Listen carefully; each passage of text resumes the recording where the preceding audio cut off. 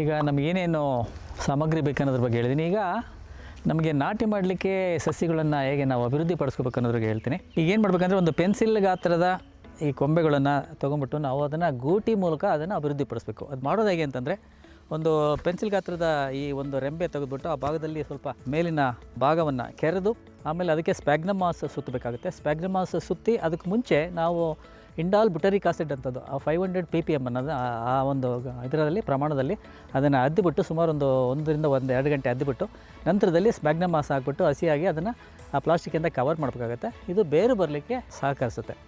ಈ ರೀತಿ ಮಾಡೋದು ಭಾಳಷ್ಟು ಪರಿಣಾಮಕಾರಿಯಾಗಿರ್ತದೆ. ಅದೇ ರೀತಿ ಕಟ್ಟಿಂಗ್ಗಳನ್ನ ಬಳಸ್ಬೋದು. ಕಟ್ಟಿಂಗ್ ಅಂದರೆ ಏನು, ತುಂಡುಗಳು ಅಂತಂದರೆ ಒಂದು ಪೆನ್ಸಿಲ್ ಗಾತ್ರಕ್ಕಿಂತ ಸ್ವಲ್ಪ ದಪ್ಪವಾದವನ್ನ ತೊಗೊಂಬಿಟ್ಟು ಫಸ್ಟು ಟ್ರೈಕೋಡರ್ಮ ಆರ್ಜಿಯಾನಮ್ ಅಂತಕ್ಕಂಥ ಒಂದು ದ್ರಾವಣದಲ್ಲಿ ಒಂದು 2-3 ಗಂಟೆ ನೆನೆ ಹಾಕಬೇಕಾಗುತ್ತೆ. ಇದು ಬೇರುಗಳನ್ನು ಬಿಡಲಿಕ್ಕೆ ಆ ಒಂದು ಭಾಗದಲ್ಲಿ ಅನುಕೂಲ ಆಗ್ತದೆ. ಸೊ ಇದಿಷ್ಟು ಸಸಿ ಗಿಡಗಳನ್ನು ಉತ್ಪಾದನೆ ಮಾಡೋ ಕ್ರಮ. ಒಂದು ಗೂಟಿ ವಿಧಾನ, ಇನ್ನೊಂದು ಟ್ರೈಕೋಡರ್ಮ ಆರ್ಜಿಯಾನಮ್ದಲ್ಲಿ ಹದ್ದೋದ್ರಿಂದ ಬೇರುಗಳು ಬರೋಕ್ಕೆ ಅವಕಾಶ ಆಗ್ತದೆ. ಸೊ ಇದೆರಡು ಕ್ರಮ ಬಳಸಿ, ಯಾವುದಾದ್ರು ಒಂದು ಕ್ರಮ ಬಳಸಿ ಮಾಡ್ತಕ್ಕಂಥ ಒಳ್ಳೆಯದು. ಗೂಟಿ ವಿಧಾನ ಇದರಲ್ಲಿ ತುಂಬ ಚೆನ್ನಾಗಿ ಕೆಲಸ ಮಾಡುತ್ತೆ.